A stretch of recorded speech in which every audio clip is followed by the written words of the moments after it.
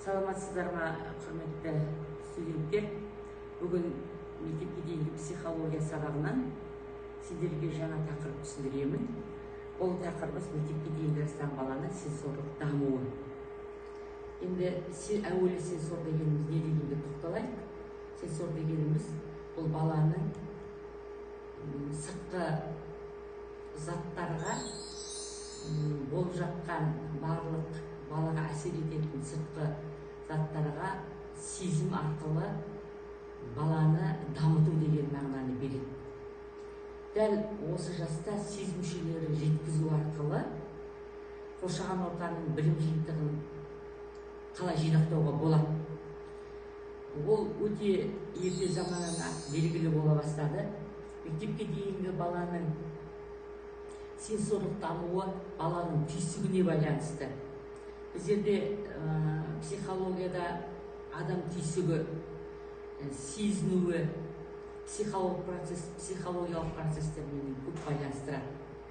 Міне осыдан келеді ғалымдар Фребель, Монтессори, Икорли сынды шетелдік ғалымдар осы адамның дамуында, даму жетілуінде, оның қабылдауында сенсорлық тәрбиенің, яғни сенсорлық балаға қабылдауын дәлелдеп берді. Сол сияқты ресейлік өкілдері Чекиева, Запорожец, Усова, Сакулина сынды ғалымдар да осы сенсорлық дамудың қамтамасыз етуге болатындығын, сенсорлық тәрбиеге мектепке дейінгі тәрбиелеудің негізгі жағы болып саналатынын айтқан.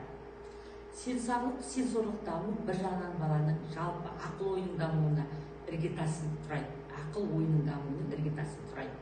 Бір жағынан өзіндік мәні бар, өйткені толыққанды қабылдау баланы балабақшада мектепке дайындауға өз үлесін береді.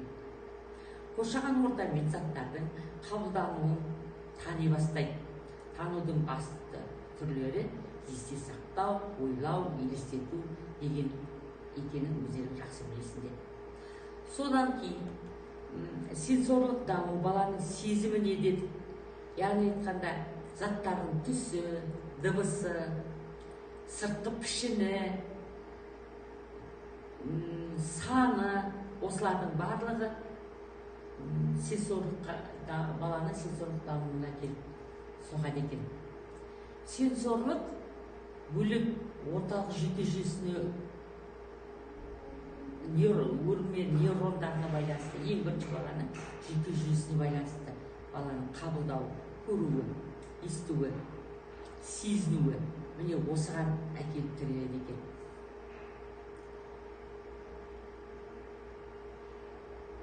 Мысалға, сенсорлық дамуда балабақшада сурет салу сабағы, тіл дамыту сабағы, сол сияқты математика, табиғатпен таныстыру, міне осы сабақтарды меңгерту барысында сенсорлық даму үлкен өзінің үлесін береді.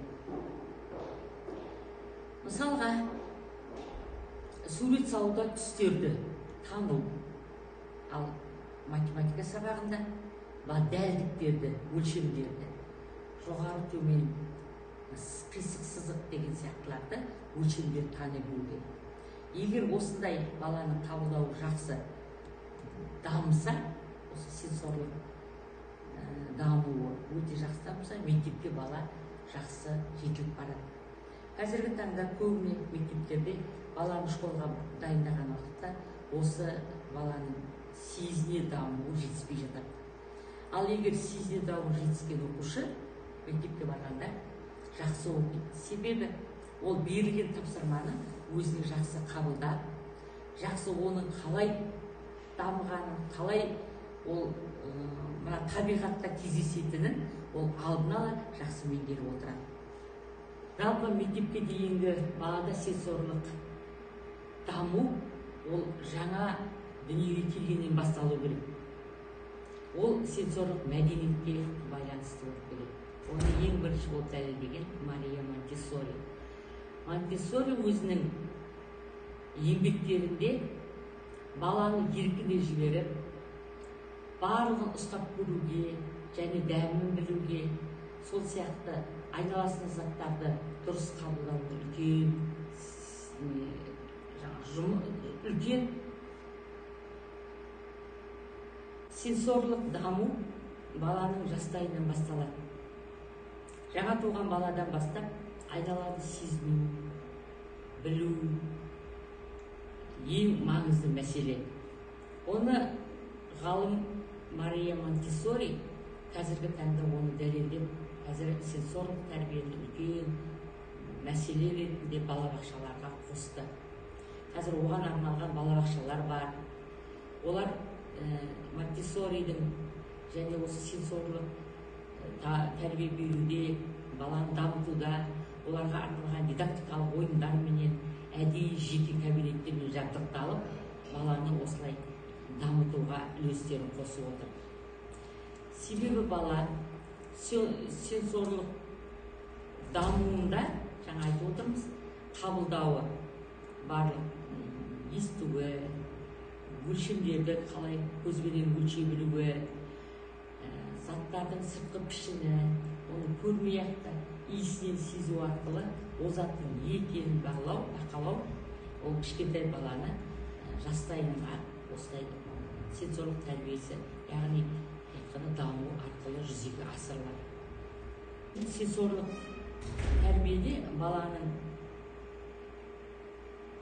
көптеген ойындар арқылы жүзеге асырылады. Мақсаты сенсорлы бұрыштар, тәрбие беру үрдісінде қосымша білімнің тәрбиелері. Осы сенсорлық дамуында Мария Монтессори өзінің еңбектерінде баланы еркін тәрбиелеуге үйретті.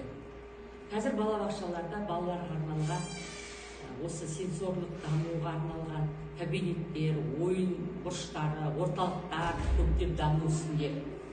Онда бала өзінің еркін сезініп, барлық заттарды ұстап, қолымен ұстап көріп, көзбен көріп, көзбен мөлшерлерді осы өзінің сезуінде, дамуында үлкен үлесін қосып отыр. Сол сияқты балабақшаларда балалар үшін екінші үй. Сондықтан да онда балалар өзі еркін, қуанышты, жайлы болуын қажет деп тапты. Ол Монтессоридің өзінің ұсынысында. Балалар қол жан-жақты даму үшін ойынға, демалуға және оқуға арналған ұйымдастырылған орталар болу қажет. Міне осы орталар арқылы балалар сенсорлық даму үлесін. Енді жаңа мен сіздерге түсіндіріп өткендей, сенсорлық дамуды жақсылап тұрып үйде оқып, қараңдар және психологтардың еңбектерін ақтарып, оны әлі де тереңірек зерттеу сіздерге тапсырамын.